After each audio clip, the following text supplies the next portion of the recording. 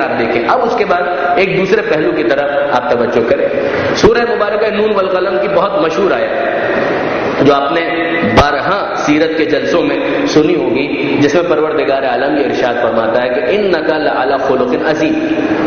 یہ بالکل ایک دوسرے رخ کی طرف میں اپنے دوستوں کو متوجہ کرنا چاہوں گا.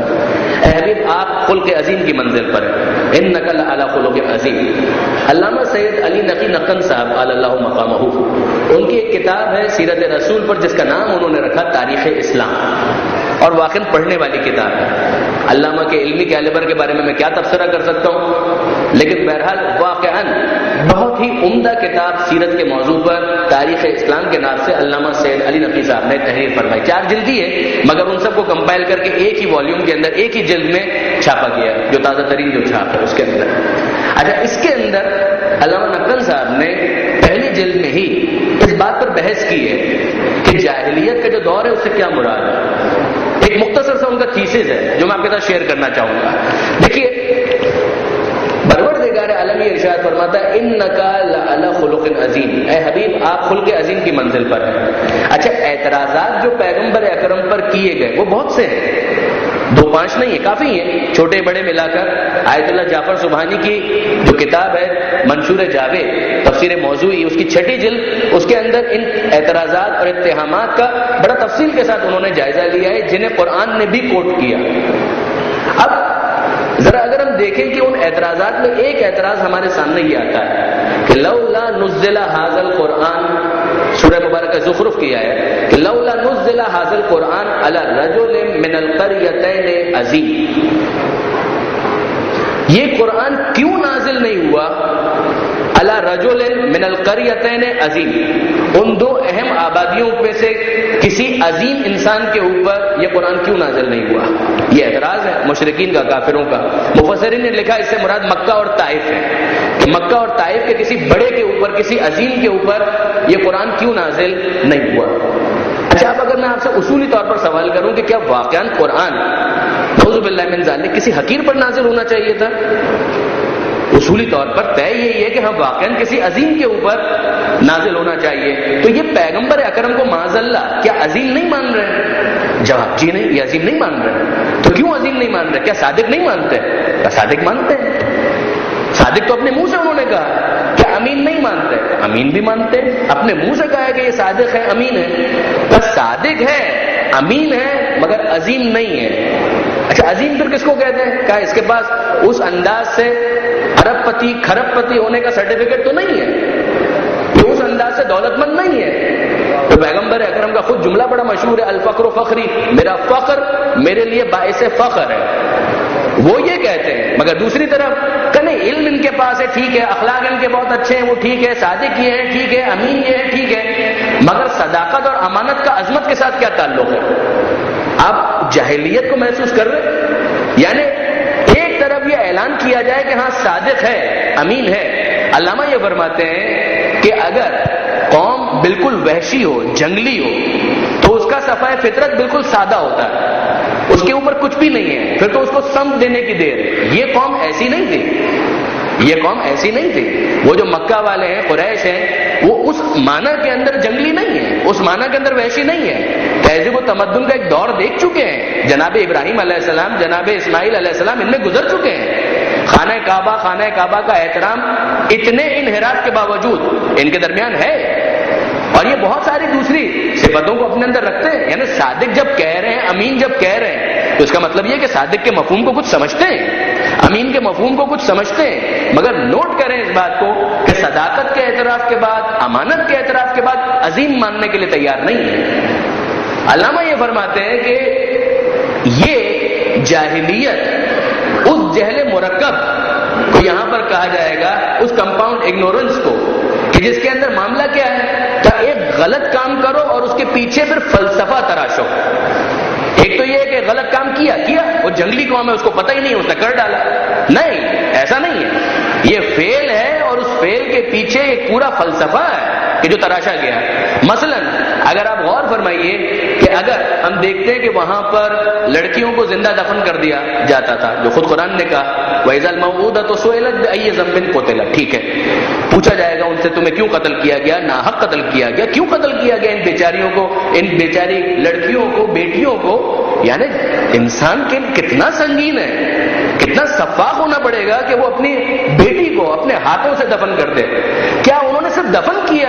نہیں، اگر دفن کرتے تو شاید یہ جہل ہوتا، مگر یہ معاملہ جہل مرکب پر اس انداز سے جاتا ہے کہ وہ اس جہل کو جہل ماننے کے لیے بھی تیار نہیں ہے.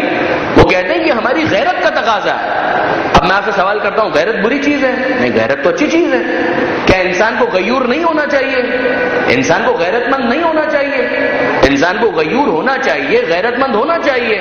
اب غیرت مند ہونے کا جو عنوان ہے وہ ٹھیک ہے، مگر اس کو چپکایا کس کے اوپر، اس کا مصداق کہاں پر تلاش کیا؟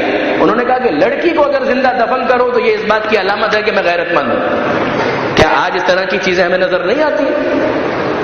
لڑکی کا پیدا ہونا منحوس نہیں مانا جاتا بہت سے گھرانوں کے اندر انفارچونیٹلی آج بھی. یا مثلا یہ کاروکاری اور دوسرے جو 10,000 نام آپ سنتے ہیں، ان سب کو ہم کیا کریں؟ آنر کلنگ، غیرت کے نام پر قتل. کہ یہ غیرت ہے؟ عنوان درست ہے کہ واقعا انسان کو غیرت مند ہونا چاہیے، مگر جاہلیت اسی کا نام ہے کہ صحیح عنوان کو غلط مصداق کے اوپر اس طرح سے پیسٹ کیا جائے کہ حقیقت مشتبہ ہو کر رہ جائے، حقیقت بالکل کنفیوز ہو کر رہ جائے کہ ریئلٹی ہے کیا. اسی طریقے سے آج کے زمانے ہی کے اندر اگر ہم دیکھتے ہیں کہ جو خون ریزی کی جاتی ہے اس کے پیچھے عنوان کیا ہوتا ہے؟ War against terrorism. ہم تو امن کا قیام چاہتے ہیں، یہ عراق کے اندر امن کا قیام چاہتے ہیں، یہ افغانستان میں امن کا قیام چاہتے ہیں. یعنی جن کے دہن سے مسلمانوں کے خون کی بو آ رہی ہے وہ کہتے ہیں کہ ہم امن قائم کرنا چاہتے ہیں. جب واقعی امن قائم کرنا چاہتے ہیں، عنوان اچھا ہے، عنوان برا نہیں ہے. دہشت گردی کے خلاف جنگ، امن و امان کا قیام، یہ عنوان برا نہیں ہے، مگر کیا واقعا اس عنوان کو جس مصداق کے اوپر پیش کیا جا رہا ہے وہ بھی درست ہے؟ جاہلیت اس کا نام ہے. آگے بڑھیے، مثلا اس زمانے کے اندر ہمیں نظر آتا ہے شراب بہت پیتے ہیں، جوا بہت کھیلتے ہیں. تو شراب پیتے ہیں، جوا کھیلتے ہیں، اور پھر اس کے پیچھے فلسفہ کیا ہے؟ یہ شراب کیوں نہیں پیتا ہے؟ مجھے نہیں پینی ہے. کہا یہ بہت کنجوس ہے. یہ جوا نہیں کھیلتا، کیوں نہیں کھیلتا؟ یہ بہت کنجوس ہے. یہ دیکھو کتنا سخی ہے، یہ دیکھو کتنا سخی ہے کہ یہ شراب بھی پیتا ہے، جوا بھی کھیلتا ہے. یعنی وہاں پر شراب پینا فقط ایک فیل کے طور پر نہیں ہے کہ یا تو اس کو بالکل سسپینڈڈ چھوڑ دیا جائے، اچھا ہے کہ برا، نہ، یہ فیل ہے اور فیل کے پیچھے فلسفہ ہے کہ یہ شراب پینا سخاوت کی علامت ہے، یہ جوا کھیلنا اس کے سخی ہونے کی دلیل ہے، اور اگر نہ کھیلے تو اس بات کی دلیل ہے کہ یہ کنجوس ہے، بخیل ہے، مائزر ہے. متوجہ ہیں؟ آگے بڑھیے. مثلا وہاں پر ہمارے سامنے پیغمبر اکرم کی یہ تعلیم نظر آتی ہے، معاف کر دو. آپس کا جو ذاتی معاملہ ہے اس کے اندر معاف کر دو، غصے کو پی جاؤ. کہا غصے کو پی جاؤ، معاف کر دو. یہ معاف کرنا یہ بزدلی کی علامت ہے. اب آپ سے پوچھا جائے کہ مثلا بزدل ہونا اچھا ہے برا ہے؟ یعنی بزدل ہونا تو مذموم صفت ہے، پسندیدہ نہیں ہے، مگر اس مذموم صفت کو چپکایا کس کے اوپر؟ کس کے اوپر کیا؟ مصداق کیا تلاش کیا اس کا کہ اگر کسی کو معاف کر دیا جائے تو اس بات کی دلیل بن جائے گی کہ یہ شخص بزدل ہے، یہ کاوارڈ ہے. اور اسی طریقے سے ظلم کرنا، خون بہا دینا، یہ اس بات کی دلیل ہے کہ ہم بہادر ہیں، ہم شجاع ہیں، ہم لوگ ڈرنے والے نہیں ہیں. تو اس کے لیے کیا کرے گا کہ ظلم بھی کرنا ہے تو کرو، کوئی مسئلہ نہیں. یہ جاہلیت ہے. بہادری اچھا عنوان ہے، بہادری برا عنوان نہیں ہے، شجاعت بری چیز نہیں ہے، مگر اس شجاعت کو کس کے اوپر پیش کیا جا رہا ہے؟ اس شجاعت کو ظلم کے اوپر پیش کیا جا رہا ہے. یعنی آج کے دور میں اسرائیل سے پھر بڑا کوئی بہادر نہیں ہے، اسرائیل سے بڑا اس فلسفی کے تحت پھر کوئی بہادر نہیں ہے. مار دو، کاٹ دو، گردن نکال دو، آنکھیں نکال دو، پھانسی پہ لٹکا دو، جو کرنا ہے کرو، یا کسی بھی بے گناہ کو قتل کر دو جو ہمارے پاکستان میں ہو رہا ہے، قتل کر دو، کسی مسلک پہ ہونے کی وجہ سے قتل کر دو. کیا واقعی یہ جسٹیفائڈ ہے؟ اور سامنے والا بہت اپنے آپ کو بہادر سمجھنے لگے کہ یہ بہادری ہے، یہ ظلم ہے، اور عنوان دیا جائے بہادری کا، قابل قبول نہیں ہو سکتا، ایکسیپٹیبل نہیں ہو سکتا. اس معاشرے کے اندر اب ہمارے لیے سمجھنا آسان ہے کہ ایک طرف کا پیغمبر کو صادق ہے، بالکل ہے، سچا ہے، کامین ہے، امانت بالکل، کہا لیکن عظیم کا عظمت کا کیا تعلق ہے صداقت کے ساتھ اور امانت کے ساتھ؟ ان دونوں میں کیا تعلق ہے؟ کہ صادق ہے ٹھیک ہے، امین ہے ٹھیک ہے، مگر اس کا عظمت سے کیا تعلق ہے؟ اب یہ اعتراض سمجھ میں آتا ہے کہ لولا نزل هذا القرآن على رجل من القريتين عظیم، کہ وہ اعتراض کرتے ہیں اور کہتے ہیں کہ یہ قرآن کسی عظیم پر کیوں نازل نہیں ہوا؟ ہو سکتا تھا کہ پروردگار جواب میں کہتا عظیم پر نازل ہوا ہے، نہیں، پروردگار عالم نے عظمت کے معیار کو واضح کیا ہے کہ عظیم ہی پر نازل ہوا ہے، مگر معیار عظمت کیا ہے؟ انک لعلی خلق عظیم، اے حبیب آپ عظیم ہے اس لیے کہ خلق عظیم کی منزل پر فائز ہیں۔